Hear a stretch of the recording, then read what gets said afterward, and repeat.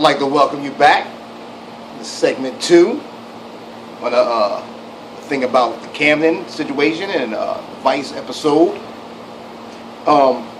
Just jumping right in, you know what I mean, because this is second from the last segment. Hope you felt it. Hope you're still with me in this conversation, because there's things that we need to understand about what's going on. Now, again, I already covered the fact that the media will tell stories or present news from a certain perspective, delivering a certain message that is based off of a certain agenda by those who influence the media. And those stakeholders in the community, they're in cahoots, because you know they do the interviews. They're already set up for these interviews, and a lot of times when these interviews, if they interview a community member, and I'm not really trying to talk bad about nobody, but they don't find the best representative to represent the community. They find somebody who's caught up on the downside of the dilemma they're reporting on to represent the community.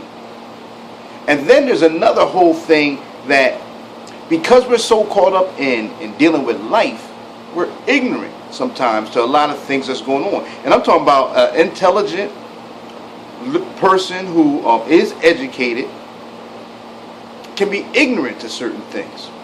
And that ignorance only means they did not know. So let's not make it look like, you know, everybody's stupid running around, but a lot of people aren't aware and they're running around. So because of that non-awareness, they appear to be not concerned, but they're just ignorant to the understanding of something that's going on therein. So I want to go somewhere real quick, and it's important because of the fact that when it comes to this dialogue right here, you really got to understand what's at play. See, when we're born into this world, we're not born with the total packet of understanding of what's been going on this planet from day one to now, what agendas are out there for you or against you. There's no real map for dealing with all those things. It's trial and error. You know, it's trial and error. But at the same time, a lot of times it appears trial and error for us as individuals, and this is everybody. It seems trial and error for us as individuals. There is still a process at play. And in this process that is at play, there are plans in effect.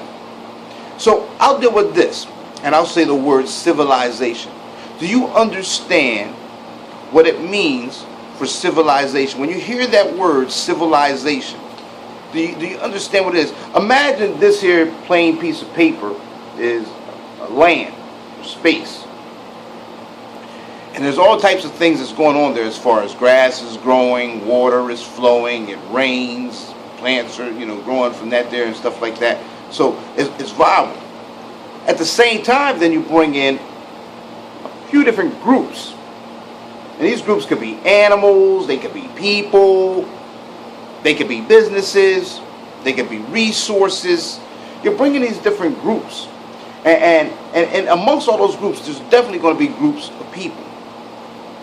Civilization is the working, the intermingling of all these groups in a manner in which that chaos isn't taking place.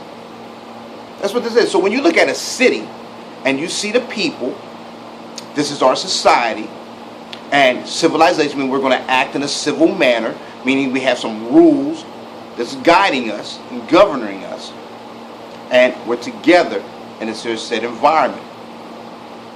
We're together in a set environment, but not necessarily together in frame of mind, not necessarily together in skills.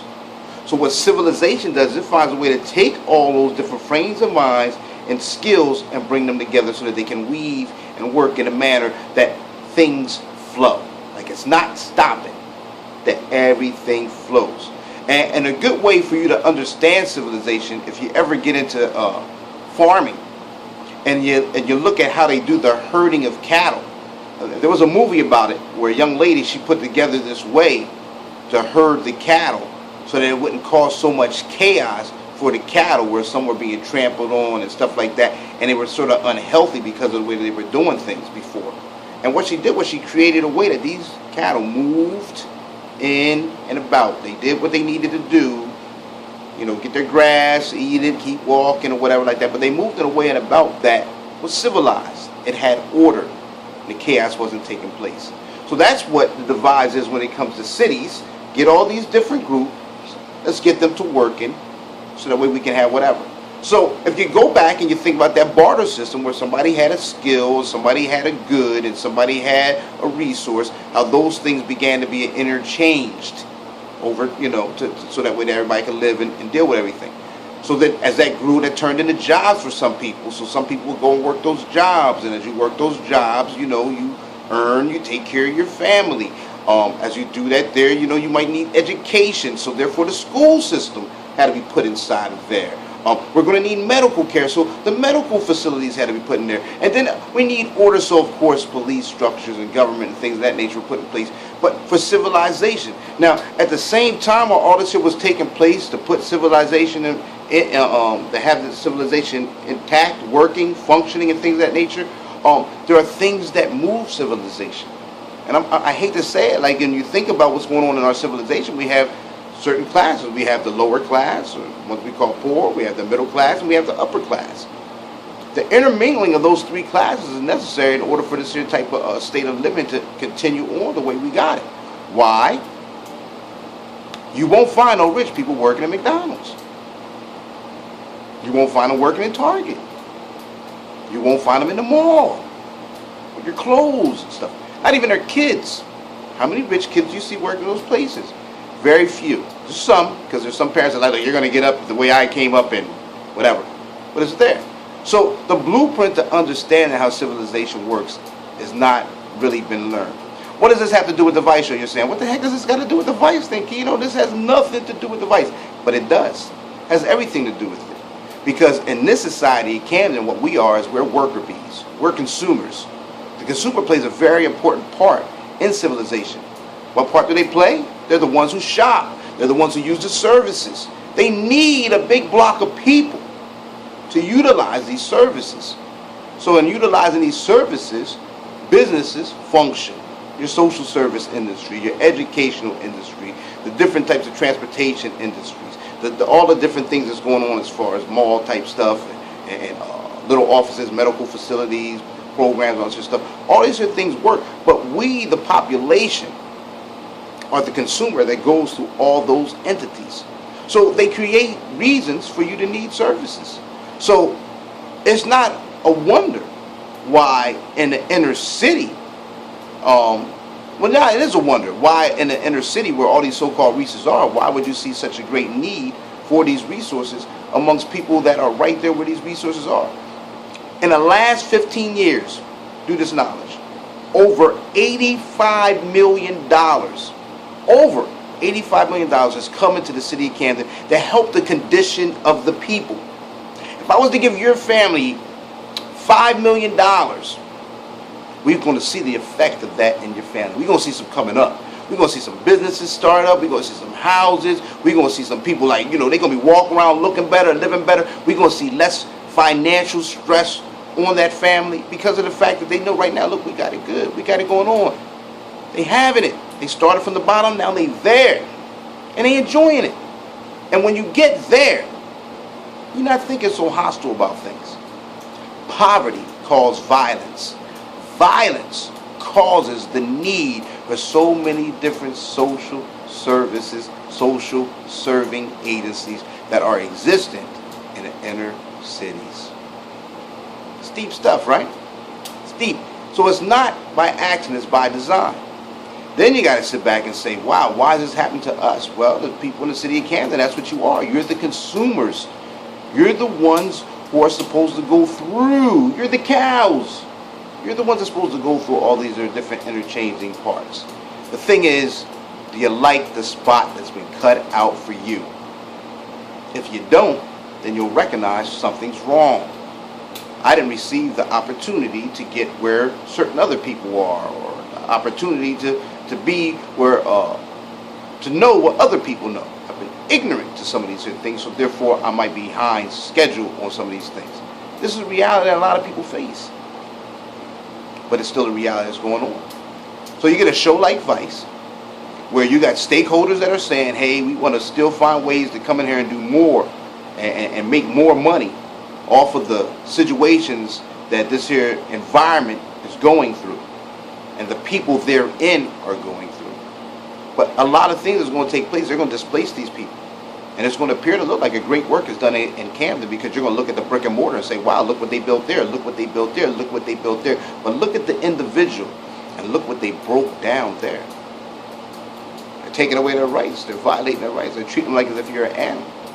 So what are you going to do with fifth class education? What are you going to do with a fifth class leadership team? What are you going to do when opportunity for you is really a setback? When opportunity for the next person is a step up. We become what we have become. We only care about ourselves mostly.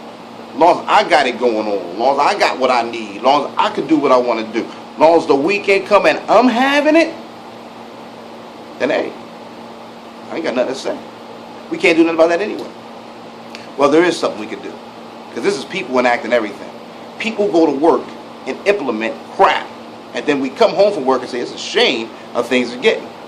Well, we need to recognize what's going on. We need to wake up. I'm not against them making their money off of the work that they're putting in. I'm just saying, do the work. Do the work. This here's segment 2 of the Vice segment. Thought it was needed because we got to understand about civilization and how that plays. That way I can just jump through some of this here conversation. All right? I'll holler at you. This is The Conscious Mind.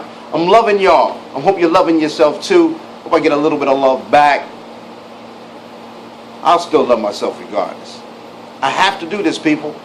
I have to do this. I don't want to do this. Trust me, I don't want to do this. But you know what they say, ignorance is bliss, and I'm not ignorant, so, you know, if you have it, you got to share it. That's what I know.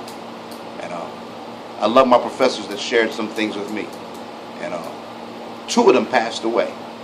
And they were 2 professors that I found really deep and significant in my educational process.